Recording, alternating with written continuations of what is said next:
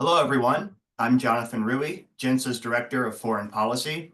Thank you all for joining today's timely webinar on President Trump's trip next week to Saudi Arabia, Qatar, and the United Arab Emirates. Aside from a quick trip to the Vatican for Pope Francis's funeral, this will be Trump's first major trip abroad in his second term. We've got a lot to get into, so I'll get right into it with the introductions. To discuss the president's trip, I'm privileged to be joined by an esteemed panel.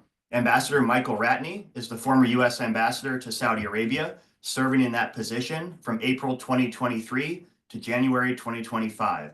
A career member of the Senior Foreign Service, he was previously charge at the U.S. Embassy in Jerusalem, and before that, he served as a U.S. Special Envoy for Syria, among many other roles.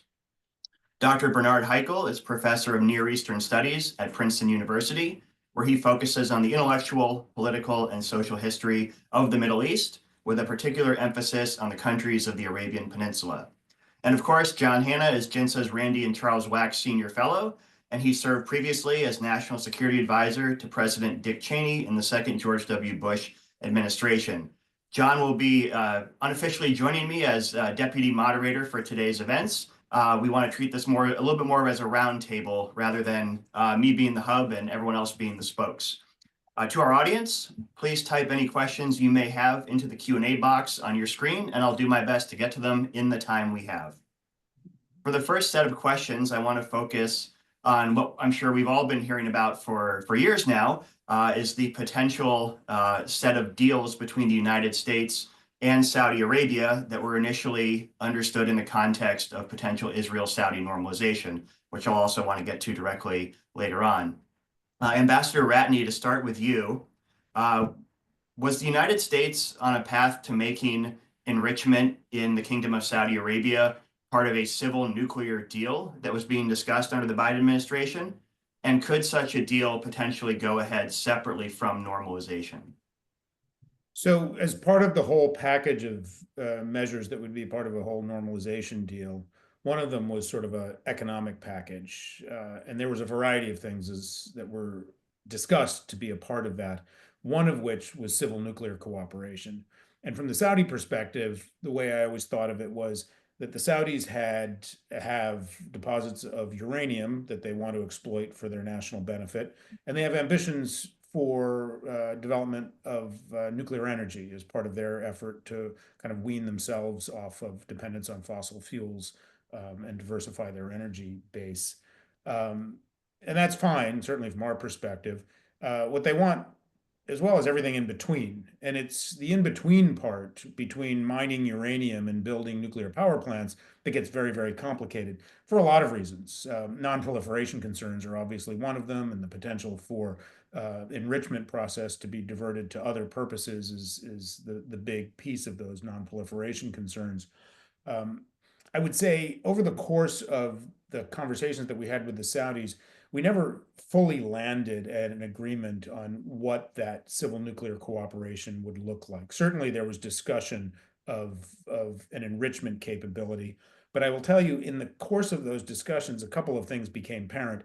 One was how long it would take to develop such a capacity. This is in addition to whether or not the non-proliferation concerns could be addressed. One was the amount of time that it would take to develop an enrichment capability, and the other is the extraordinary cost of doing so. When you think about it now, there's no country in the world that enriches uranium for profit, with the exception of Russia. And Russia is able to do it because they have all of the facilities that they inherited from the Soviet era.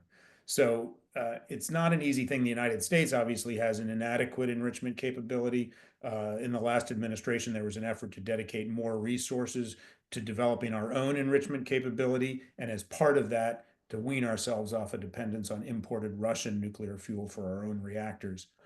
So in the middle of all of that was a conversation with the Saudis about how they might fit into it. And as the year kind of ground to an end, and we didn't end up with a normalization deal, obviously, we never really reached a full conclusion of what that kind of civil nuclear cooperation would look like. And if the Saudis were truly invested in the idea of spending the literally hundreds of billions of dollars that it would take to develop a nuclear enrichment capability, and whether honestly they had the time to spend to do it. because over the course of all of that time, the whole nature of nuclear energy is starting to evolve, and the model of large nuclear reactors powered by the sort of nuclear fuel that our reactors use is starting to get phased out in favor of small nuclear reactors that power small areas, towns, factories, and so forth. Those aren't online yet, but it seems totally likely that they would be online with a totally different kind of fuel and a totally different approach to nuclear power generation by the time you could get a traditional enrichment capacity developed. So that's sort of where the conversation ended. I know in this administration, the Secretary of Energy was in Riyadh just a couple of weeks ago, I think, in a sense, probably advancing for the presidential trip next week.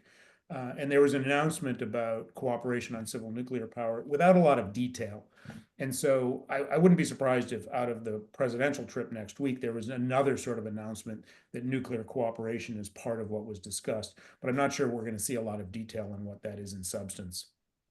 Hey, Jonathan, Please. I'm going to break in right away because I'm very interested in this topic. I'm just wondering, Mike, did you ever reach ground truth on the underlying assumption of why the Saudis thought they needed to have the complete fuel cycle and become an exporter of enriched uranium, which is that they have one of the world's largest deposits of natural uranium? I mean, that was always the claim.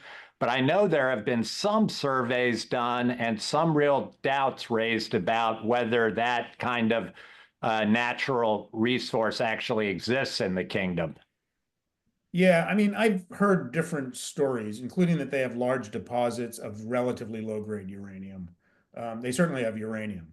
And I think the ground truth in terms of that, I really don't have more than that, more than what I've heard from various Saudi officials.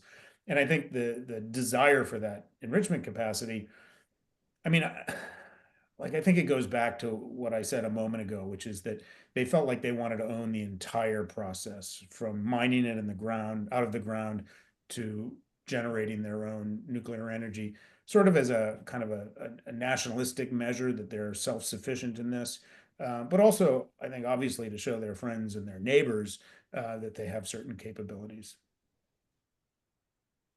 So I think, Professor Haykel, I'll go to you next, but I'm sort of sticking with this general theme of this sort of package of deals that have been under discussion between the U.S. and Saudi Arabia for a while. So any of the questions I ask you here, feel free also to pick up on the questions I just asked Ambassador Ratney about the civil nuclear dimension of this too.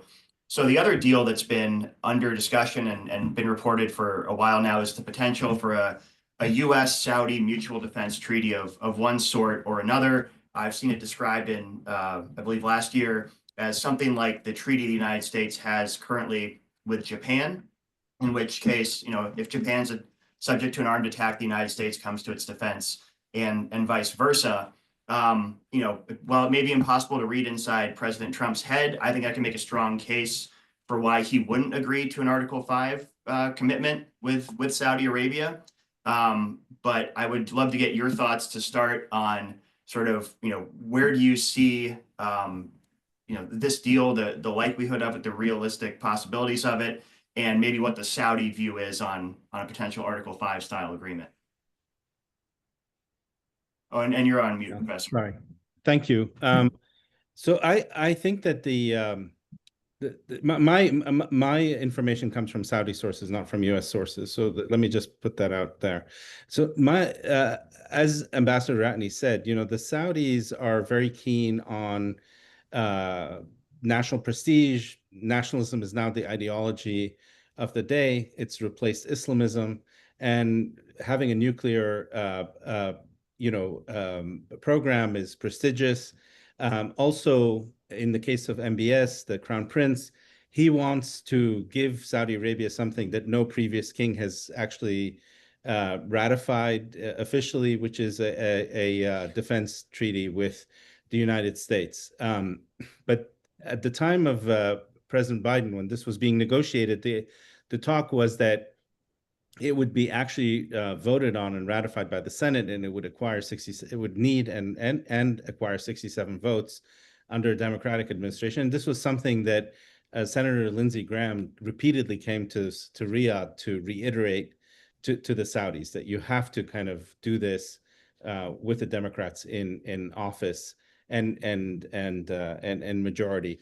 But it was always tied to normalization with Israel, and that's something that's become impossible for the Saudis to do. So I think normalization is off for a while, not least because the Israelis are doubling down on the war in Gaza.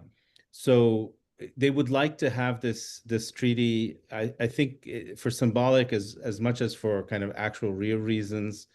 But if the past is anything to go by, if Saudi Arabia were to, let's say hypothetically, be invaded by another country, the Americans would come to its defense, as they did in 1990, 1991, when Iraq invaded and occupied Kuwait. But that said, I mean, the thing that they were also looking for is a more effective defense agreement, that something that Israel has with the United States. And we saw this when Israel came under attack by the Iranians, and they want something like that because they faced a direct Iranian attack in September of 2019 on their oil facilities. But here there are other issues that come up which have to do more with technology and the very short distances between Iran and Saudi Arabia across the Persian Gulf. And that's, what the Israelis are able to do with the help of the Americans is very difficult to pull off in the Persian Gulf. And I can come back to that later because that reality of an Iranian attack is still very much alive, and it is why the Saudis are very keen on a détente agreement and actually an American agreement with the Iranians, because they want the Iranians not to attack them, and they see the Iranians as attacking them should the Iranians come under an Israeli and/or joint U.S. attack. So thank you. That's the Iran nuclear issue is something I want to get to a little bit later. So we'll definitely circle back to that. But Professor, just I guess to put maybe a finer point on, or ask you a little more bluntly, are you saying that for the Saudis, it's not necessarily an Article 5 style treaty or bust, that there is the potential for sort of something somewhere along that spectrum in terms of a formal defense agreement that needn't necessarily be a mutual defense treaty? I mean, they would ideally like, for symbolic reasons, to have a mutual defense agreement that's like the one we have with South Korea and Japan. They're not going to get that because they're not going to normalize with Israel, and it's unlikely to pass in the Senate. So that's kind of at the very high level of politics, but at the kind of more practical level of the relationship with the United States, they want an effective defense shield against an Iranian ballistic cruise and drone attack on their facilities, especially not just the oil facilities, but the desalination facilities and electricity generation facilities, because the country would be crippled. Mm-hmm. It's very vulnerable to that. And here, what I was saying earlier is that there are kind of practical technological limits to what any country can do, including the United States, in defending Saudi Arabia from Iran. And I wanted to a little bit separately to give you a chance, if you had any thoughts on my initial question to Ambassador Ratney about a civil nuclear deal, any perspective from the Saudi side on their views of, what might be a non-negotiable demand for them, or even, sort of where between mining uranium and running nuclear power plants they might see as a sweet spot for a deal. So again, practically, I think they would like to have something like the UAE has, which is a civil nuclear power plant, because if they can generate electricity from solar, wind, and nuclear, they can free up more oil to export. And they're in a desperate rush with the energy transition, to export as much of that before it becomes a stranded asset. I mean, so, Saudi Arabia's obsession, like many oil-producing countries' obsession, is with security of demand for this product. And they're worried that basically the demand will dry up once the energy transition takes place. And that's why they're interested in civilian power, nuclear power. They also have this larger kind of national prestige thing about wanting to have enrichment and reprocessing, because they're convinced they have large deposits of uranium, and it's a prestigious thing to have it. But as Ambassador Ratney said, I don't think they're realistic I mean, there's a huge gap between the desire for the full kind of the full range of capability and the reality of how much they would need to spend to acquire that capability.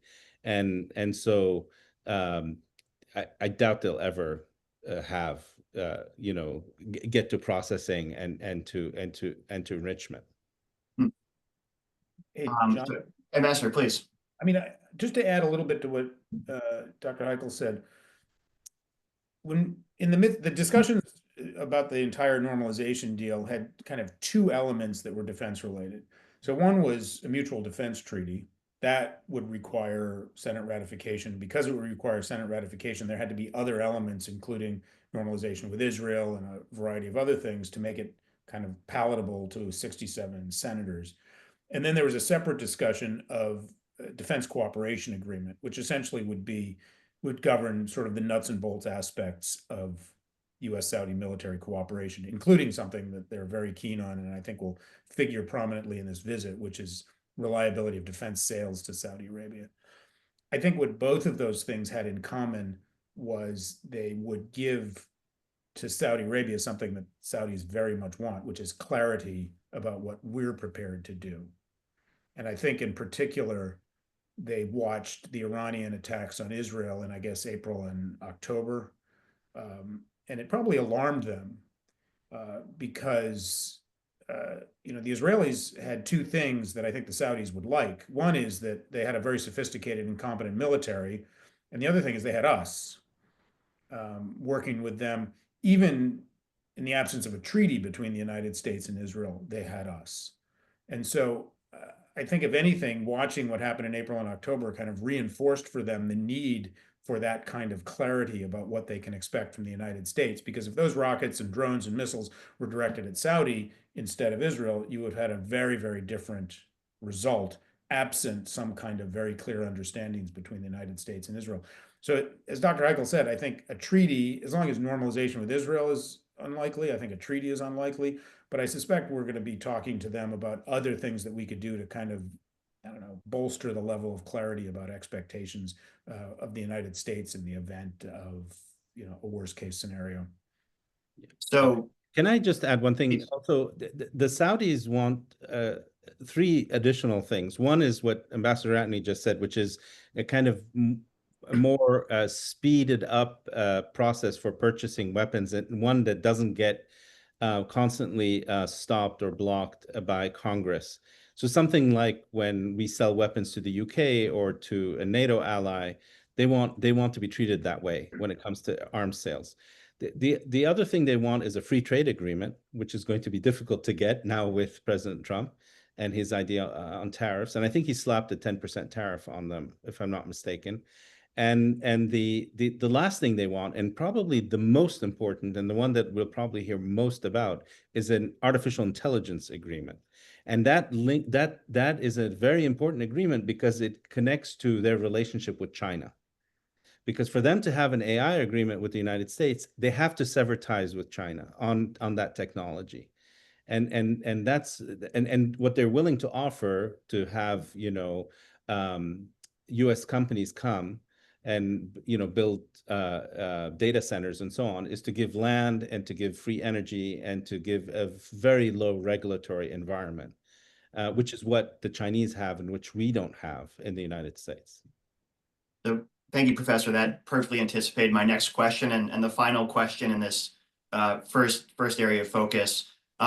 So we've heard, you mentioned there's a China element to that consideration.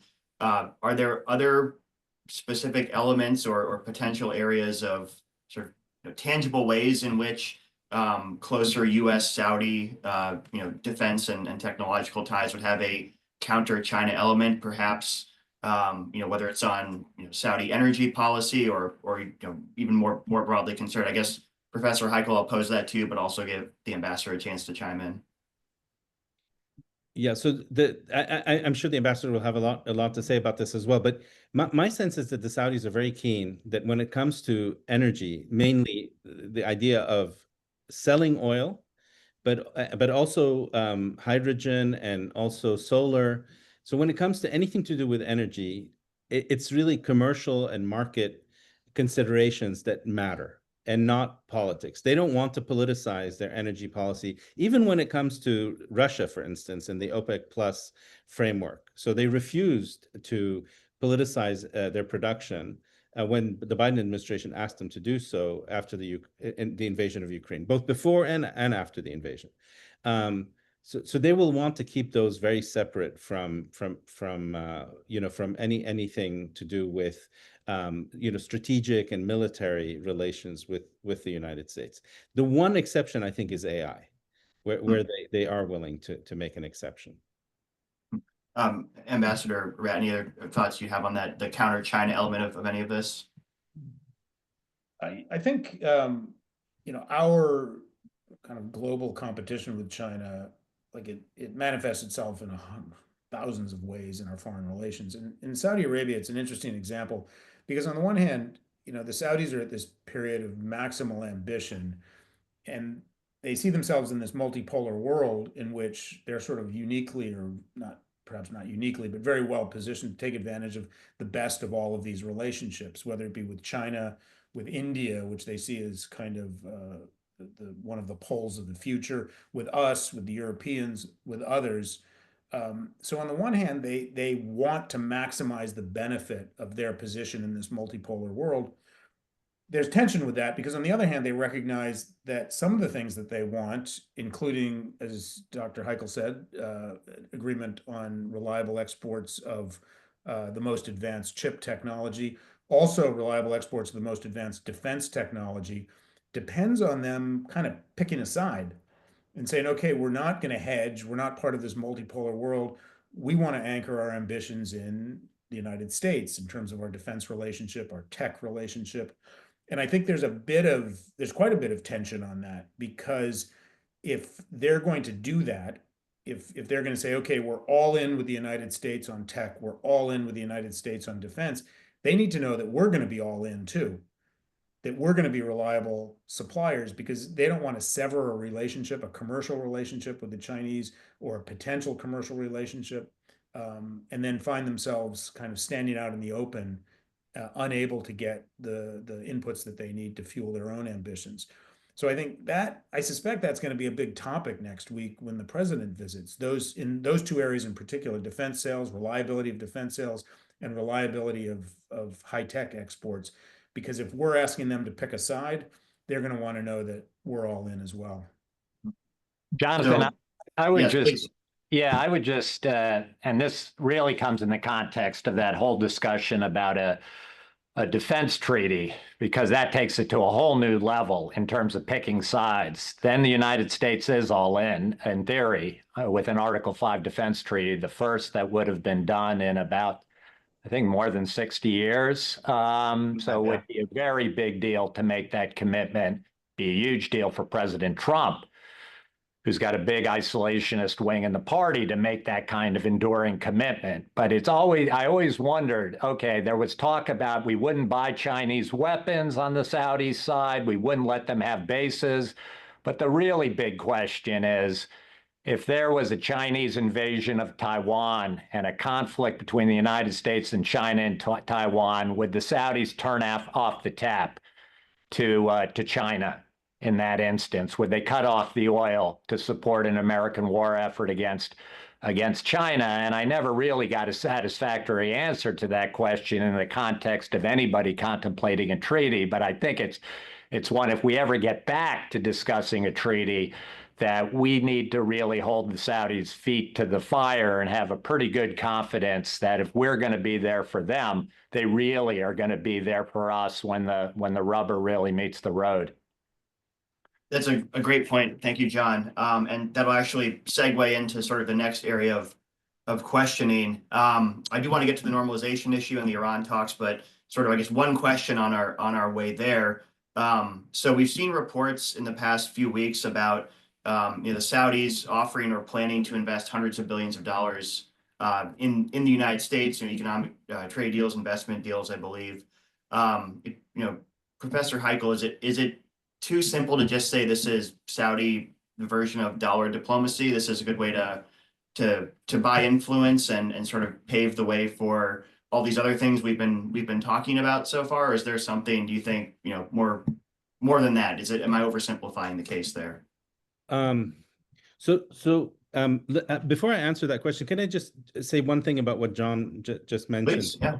So, the Saudis would want, if there was a war with China over Taiwan, the Saudis would never want to say, we're not going to sell our oil. But you Americans, if you happen to block that oil at Hormuz or at Malacca, well, what can we do about that, right?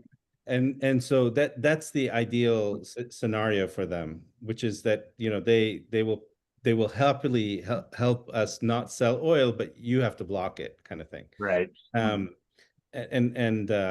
And therefore not offend the Chinese and not take sides. And I think I would suspect that a lot of so-called middle powers would choose that route as well, right?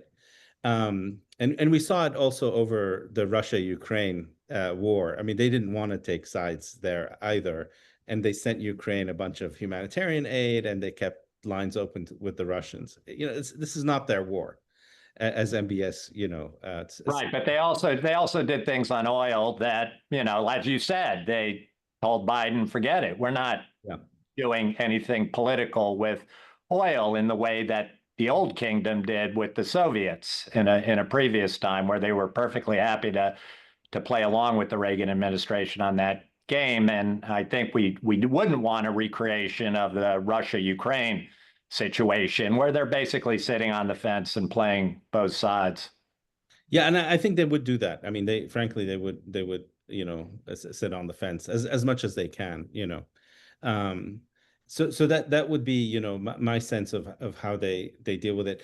Jonathan, can you just quickly remind me the gist of your question again? Yeah, sort of what you see as the significance of all these reported hundreds of billions of dollars worth of Saudi investment. Okay, so the Saudis already have a lot of contracts for arms purchases and procurement contracts, from the United States. So I think what they're going to say next week is, we're going to, as promised, we're going to invest in air quotes, $600 billion in the U.S. economy. But a lot of this will be stuff that is either already in the pipeline or existing Saudi investments in the United States, which are very significant, right? But they know Trump. They know Trump wants sort of a big headline. But I think substantively, we're not going to see $600 billion new dollars of Saudi money invested in the United States, simply because they don't have that money. They're in the process of building out their country with these so-called giga projects. And they don't have enough money for those projects, and they're borrowing heavily because they're not attracting sufficient direct investments, foreign direct investment, and the price of oil is not high enough for them to afford these projects. So they're borrowing heavily.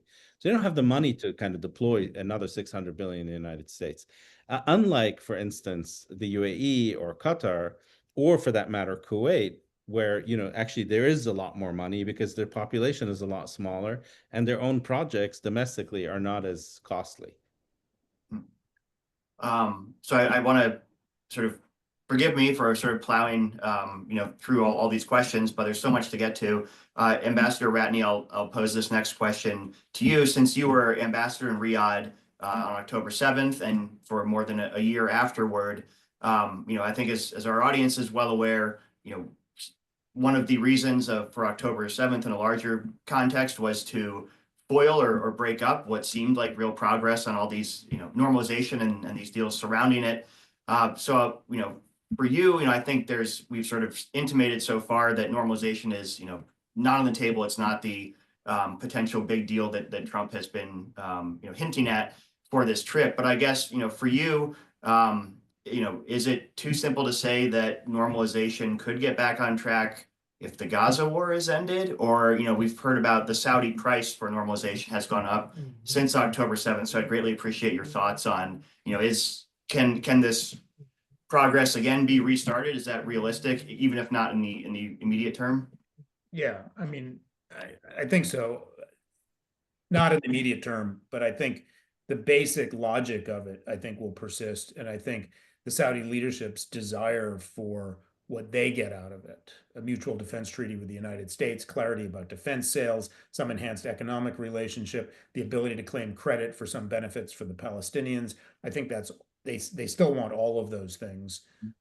And I think they would love to get back to a place where they're able to have those conversations. I know after October 7th, uh, I think the Saudis were extremely frustrated with, I mean, I think they were angry with everybody at that point. They were angry with Hamas, who they loathe. They were angry with the Israelis, who they saw as escalating a war that ultimately wasn't going to lead anywhere, except greater radicalization in the region and a lot of demands for money from the Gulf to rebuild things that Israel was destroying. So I think the Saudi leadership, from the very beginnings of the Gaza war after October 7th, really until today, have just been frustrated with it all, because just at every moment they would like to see that war ended. And I think their demands have been pretty public and pretty clear about some commitment by the Israeli government to pursuit of a two-state solution. And then I'm sure there would be some other package of issues to be negotiated vis-a-vis the Palestinians, but they'd like to get back to a point where they could have those conversations, because they don't see this region, their region, getting any calmer. And the basic desire in the midst of all of these investments that they're making in their future, the basic desire for greater clarity from us about their defense is still out there. Um, I don't doubt that the president's going to raise normalization when he gets to Riyadh next week. I think for him, he's claimed that this is something that he'd like to be a part of his legacy. Honestly, just as President Biden wanted it to be a part of his legacy. But I think he'll hear it's the same basic problem, which is they need the war to end, and they need a commitment by this or any Israeli government to support a pathway to Palestinian statehood. And with that, I think, and some, frankly, at this point, some period of time in which kind of regional feelings can calm down a little bit, because things are still pretty raw publicly. I think they would be interested in getting back to it. I don't know. I can't put a date to that, like how long it would be after, even after the war ends, for example. So thank you. And so as a follow-on question in terms of, how that war ends or what the day after in Gaza looks like. So we've, in early March, after Trump floated the quote unquote Gaza Riviera idea, there was an Egyptian-led plan for Gaza reconstruction, came out in early March. And if I may editorialize, it didn't sound like Saudi Arabia or the UAE were particularly enthusiastic about the idea, even if the plan had an Arab League stamp of approval on it. So that's sort of a way of asking, we've seen, displeasure from our Gulf partners about, Israel's conduct of the war in Gaza, but also sort of U.S. policy toward it. Are there things that the Saudis or, perhaps our Arab partners more broadly, you see them as realistically being able to do to contribute to let's call it a post-Hamas Gaza, even if that isn't necessarily a post-war plan?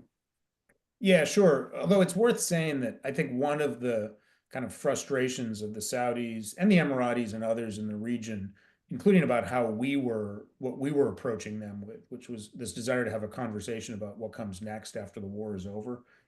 It's, after all, being their region.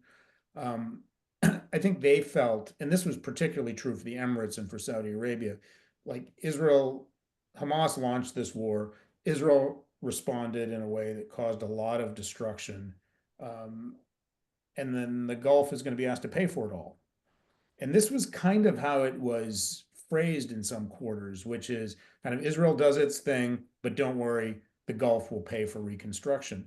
And I think from the Gulf's perspective, and I know Saudi better than the Emirates, I think their view was, how did this become our problem? Right? And the Saudis would say, we're trying to rebuild or build our own country, not rebuild another country that America's partner was destroying. So I think they felt as though they were really reluctant to get sucked into conversations about the day after, because they saw that as a way to get into a discussion about them paying for it.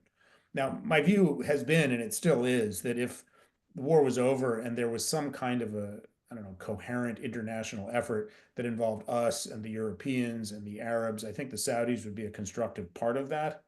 But I think in the absence of that, it was very difficult to even have a conversation with them about the day after. And I think absent that kind of cohesive international effort, it's going to be hard to get them into a conversation about how much they would pay to support it. Professor Haykel, is there anything you'd like to add on this issue before I turn to John? Yeah, I mean, I agree. I agree with Ambassador Ratney. And by the way, you see the same thing with Lebanon. I mean, Lebanon, President of Lebanon came to, and the Prime Minister both came to Saudi Arabia asking, with their begging bowl, asking for money, and the Saudis were very reticent, reluctant to do anything for the Lebanese. Also on Syria, they're willing to sort of give the new leadership the benefit of the doubt and trust and test them, but they're not willing to pay more than, I think, what they gave $15 million to unlock some IMF loans to Syria, but I mean, minimal. I mean, their commitment is minimal. And I think a lot of what they're doing is driven by pragmatism, including working with people they don't like. Like, for instance, they don't like Islamists in general, Muslim Brotherhood types. But, in the Sudan, if you have to choose between the army, which is dominated by the Islamists, and the rapid support forces, or a bunch of genocidal lunatics, they choose the army, and they support the army, and they want stability to come back to Sudan and to the war. Similarly, in Yemen, they're willing to deal now with the Houthis and have been for several years, simply, again, because they want order and stability to resume there. So their policy around the region is all now about, let's calm things down, let wars end, and they want the same to happen in the Palestinian territories, and they want that war to end. I mean, having said that, they're very happy that Hamas has been crushed, and they're happy that Hezbollah has been crushed, and that the Syrian regime has been toppled. So they're not, but they're not unhappy about that, but they are worried about the consequences of instability everywhere. So thank you for that. And I do want to get to the next issue, which is the Iran nuclear issue, but I would be horribly remiss if I didn't first give John a chance to speak here, and I'd be horribly remiss if I didn't include a shameless plug for JINSA. In recent days and weeks, we've heard news that a sort of a day after plan for Gaza is perhaps in the works, built around the idea of an international foundation to administer humanitarian aid and private security contractors on the ground. This is, in reflection of JINSA's own Gaza Day After project, which John co-led. We put out a report in February of 2024 that contained both of those recommendations. So by way of that shameless plug, John, I'd be curious to get your thoughts on how you see the regional reaction to this proposed plan, and maybe perhaps why that is, because obviously the JINSA plan included a large element of trying to build Arab support for such a day after plan for Gaza. Yeah, I would say, just as a caveat, that while we claim shameless credit for the inspiration for these ideas as a launching pad for beginning the process of getting to a better day after in Gaza, I claim none of the responsibility 15 months later for how this is going to actually be executed on the ground. Lots of things can go wrong with it, and of course, none of that would be our fault. I should say that our initial idea for creating some kind of private nonprofit entity, we called it a trust. The name now adopted has been a foundation, registered in Switzerland, I believe. But our idea was that you would have gotten some kind of multinational buy-in before you actually organized and announced this idea. And you certainly didn't want it to be a made in Israel idea. Our idea would that it could come from outside, have Arab buy-in, but allow Arab sovereigns to be one step removed from that initial effort to take away humanitarian aid delivery out of Hamas's hands. So that's one thing. Let me just say, and I'll start with Sudan, because Bernie mentioned what side the Saudis have taken, which he says is the kind of the Islamist side against the genocidal side. We should say that their neighbor, the United Arab Emirates, appears to have chosen the side of the rapid support forces, and it's a major point of conflict between Saudi Arabia and the Emirates, and it goes to the basic issue of these divisions that continue to exist in the Arab world, and they continue to exist in terms of the Arabs really stepping up They don't want to pay the entire bill, sure, for a war that they weren't responsible for. But as we've heard here, the war is drastically affecting their own interest, their own sense of stability, their own ability to do what they want to do domestically in terms of transforming their countries economically and socially, geopolitically. And yet there is this basic inability. The Egyptians come forward with an Arab League plan in a kind of an emergency situation where the president of the United States has launched this, I don't know what you'd call this idea for the United States to take ownership of Gaza and to move basically 2 million people out of the territory, out of Gaza, and put them in other places around the world.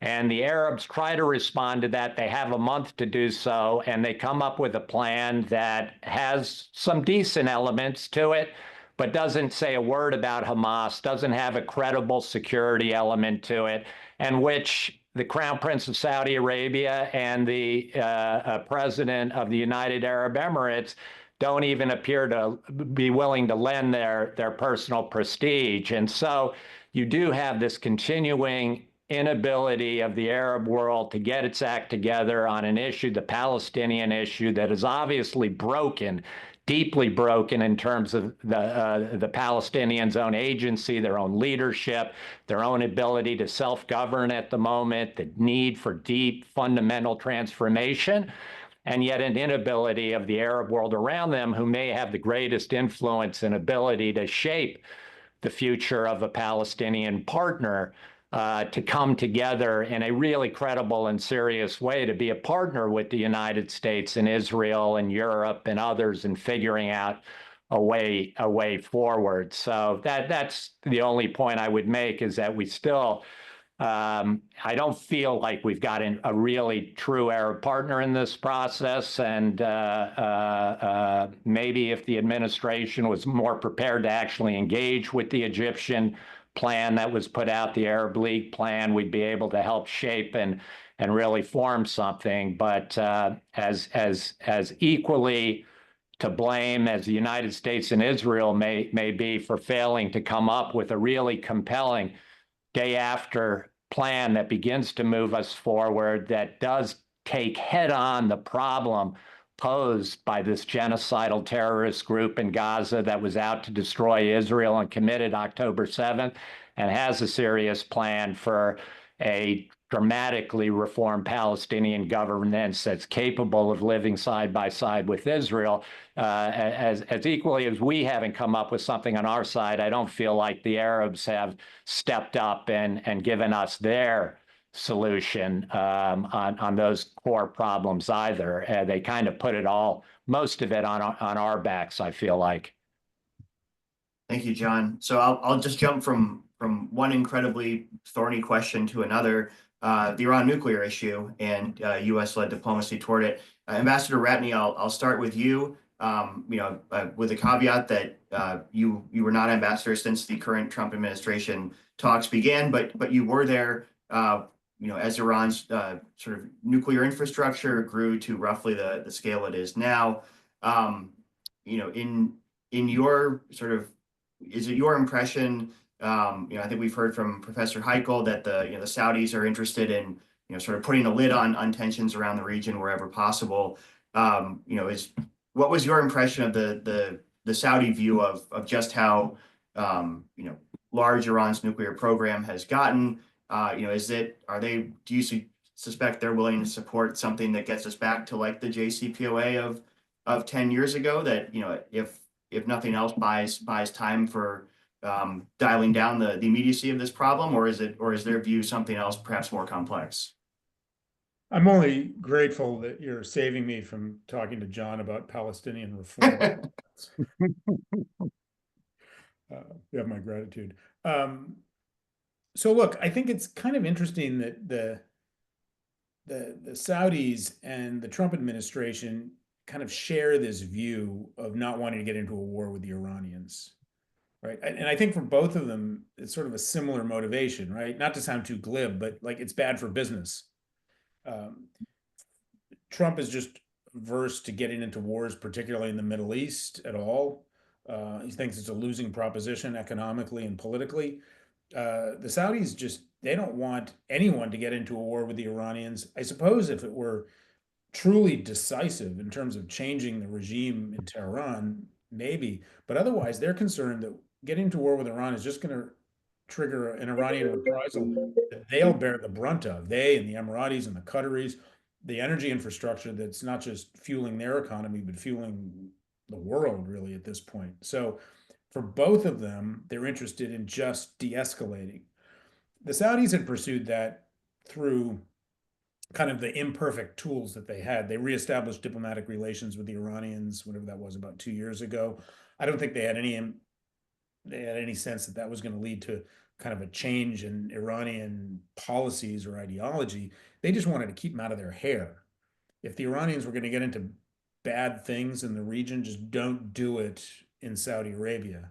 Now, imperfect, right? Because the Iranians were continuing to support the Houthis, among others, who had designs on the Saudis, but nonetheless, they have an imperfect tool in a box of imperfect tools, right? So that's one of them.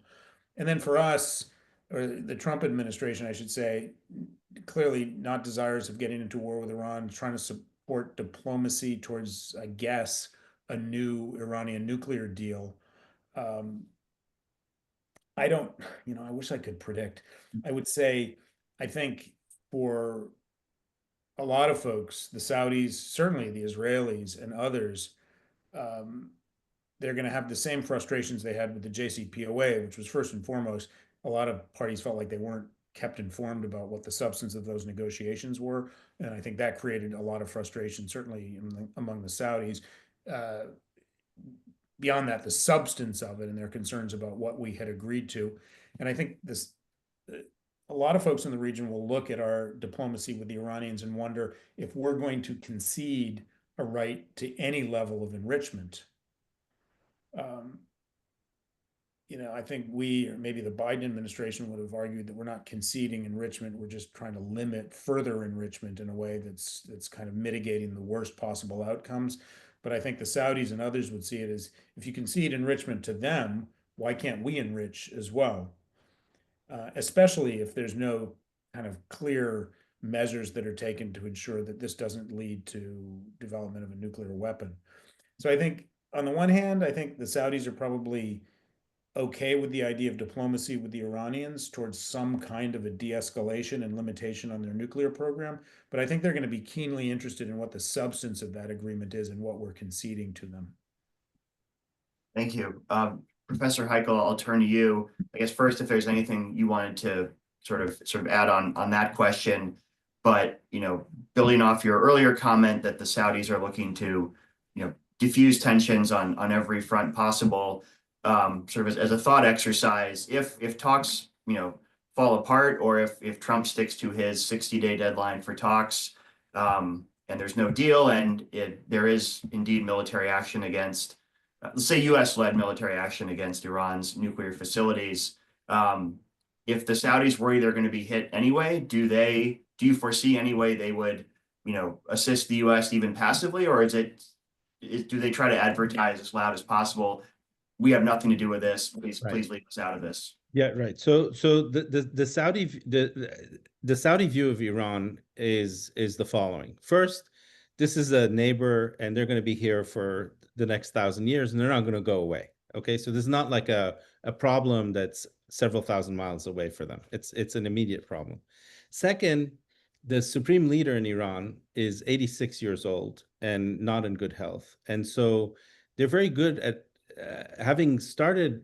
MBS started, in 2015-16, being a very forward-leaning and aggressive guy, has now kind of learned the old Saudi sort of posture of temporizing and kind of pushing problems off into the future, kind of kicking the can down the road. And he's hoping that the next regime or the next leader in Iran will be someone who's less ideological and more interested in, the well-being of his own people and more nationalistic and so on. So someone he could do business with. So I think he's betting on that, or at least he's willing to take a risk on that. And third, the message that they're giving the Iranians, and they in MBS's full brother, Prince Khalid, bin Salman, who's the defense minister, went to Iran and actually met with the supreme leader. And the message they're giving the Iranians is that we're neutral. We have nothing to do with this. We're not going to allow the Israelis and the Americans to use our airspace, our land, or our sea, our waters to attack you. So leave us out of it. But if you do attack us, then we will counterattack. And we have a large air force and we have ballistic missiles and so on. So the message to the Iranians is, we don't want to fight you, but if you attack us, we will retaliate, even if it means being on the same side as the Israelis and the Americans. So that's the kind of message that they've sent to the Iranians. The point on the nuclear that I just want to mention very briefly is that, and I didn't know this until quite recently, is that the Saudis are willing to, when it comes to enrichment and reprocessing, to agree to the 123 or the 123 condition, which basically means you're allowed to, which allows you to reprocess and nuclear material, but only with a kind of very strong IAEA supervisory and intrusive sort of monitoring of your enrichment capability. What the Saudis will not accept to do is what the UAE agreed to do, which is to agree not just to the 123 condition, but also to the gold standard, or the gold, which is that we will never do reprocessing and enrichment in the UAE. And that's, I think, something the Saudis will never agree to as long as the Iranians have the right to enrich, and which is something that they will always want to the Iranians will insist on. I don't think they'll give up their right to enrichment. Fascinating. So I know I've focused mostly on Saudi for obvious reasons, but Trump is also going to the UAE and Qatar.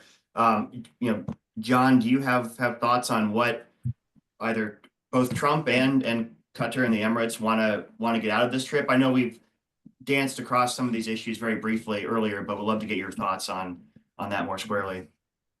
Yeah, I mean, I'd like to hear Mike and Bernie as well. I think, like in Saudi, at least publicly, it'll be lots of big dollar signs and economic announcements with the Emiratis. As with the Saudis, I think there will be a major high-tech component to it. Obviously, they've already, the Emiratis have committed to $1.4 trillion of investments over 10 years in the United States. Probably a lot of it in the high-tech sector. I think the Qataris are talking about a major deal with Boeing, but my guess is there will be a significant investment in the U.S. element of whatever Qatar does. The Qataris, of course, are also deeply engaged in the Gaza hostage negotiations and ceasefire negotiations, and that'll be a subject of discussion as well. But I think it'll be mostly the economics. Now, I'm going to say it, I think it's highly unlikely, but the administration has been talking very big about forthcoming expansion of the Abraham Accords. And I just wonder whether there isn't maybe a Qatari element to this, given how much they've dealt with the Israelis over the last year, how open everything is about major senior Israeli officials coming back and forth to Qatar to negotiate with them and meet with them. It's so regularized and routinized that for the right price, I could see the Qataris perhaps surprising the world and going forward with the Israelis. But that's just purely speculation on my part on a potential black swan or surprise out of this trip. Thank you, John. So in the roughly 3 minutes we have left, I'm going to try to shoehorn in one final question, issue we haven't covered yet. I'll ask Ambassador Ratney first, and then Dr. Haykel. Syria. So, Ambassador, you were there when the Assad regime imploded, and when we was replaced by the current transitional government of President Shara. What was the Saudi view at that time of those precipitous events? And I'll throw it out there. One thing I've heard is potentially President Shara showing up in Riyadh as part of this visit. We'd just love to get your reaction to that. I heard that was a possibility, and then I heard it was not going to happen. So, but who knows? So the Saudis were I mean, I have to caveat, this all happened very, very quickly. I was going to say the Saudis were quite cautious initially, but I realized all of this was compressed into just a few months of the events of Assad's downfall happening and then kind of making sense of everything that happened afterwards. Um, Pretty quickly, the Saudis seem to come around to the view, and Dr. Haykel was talking about this earlier. Like, they don't want to get that involved. They don't want to own it. They don't want to be financially responsible for its rehabilitation. But they do feel like you got to let the economy breathe. Like the minimum you could do is just ease up on these sanctions, which, even though there's a general license from the Treasury Department that allows certain transactions, particularly in the humanitarian area, it dissuades people because they're not sure exactly of whether you're a company or a humanitarian aid organization, you're actually not sure of the legal liabilities. And so it disincentivizes anybody getting involved. And I think the Saudi view is like, we might not love this guy. He comes from a pedigree of jihadis that makes us uncomfortable. He's kind of wedded to the Turks in a way that also makes us queasy. We can deal with that. For the moment, nothing good is going to happen in Syria unless you can just ease up on these sanctions and let the economy breathe. And that's kind of where they've been. And I think that was the message they were giving to us, and I assume they'll give it to the Trump team next week as well. There's you can see there's a tension in Washington over that. I think there's folks in the White House that are really averse to easing up on sanctions. But then there was a bipartisan letter from the Senate just maybe 2 weeks ago, basically saying the time has come to look for opportunities to ease up on these regimes. And a lot of them are in the hands of the Congress, by the way. So I think that's where it stands at this point. Professor Haykel, I'll give any last word to you on the Syria question, because I know it's something that's very near and dear to the interests of our JINSA audience. Yeah, so I think the Saudi view on Syria is basically they don't want to own it, but they also don't want Turkey to own it entirely. So they want to have a say, so that they don't want to see the expansion of Turkish Muslim Brotherhood style, a rule in Syria or anywhere else for that matter. So they want to stop the Turks, or at least come to some sort of agreement with the Turks. The second point on Syria is that there really is no alternative at the moment, just a realistic alternative to Sharia other than chaos. And they would prefer, someone they don't entirely trust and they're not sure about to chaos. And I think that's their view on Syria. It's, again, pragmatism more than anything else that drives their view on the place. And they will not spend any money on Syria without the removal of American sanctions. Well, on that note, I'd like to thank my panelists, Ambassador Ratney, Dr. Haykel, and John Hanna, for taking the time out on a Friday afternoon. And of course, thank you to our audience for joining. I'm glad we were able to cover as much as we could in this hour. Wish everyone a happy weekend, and we'll see you again soon on a JINSA webinar. Thank you. Thanks for the invitation. Thanks. Thank you.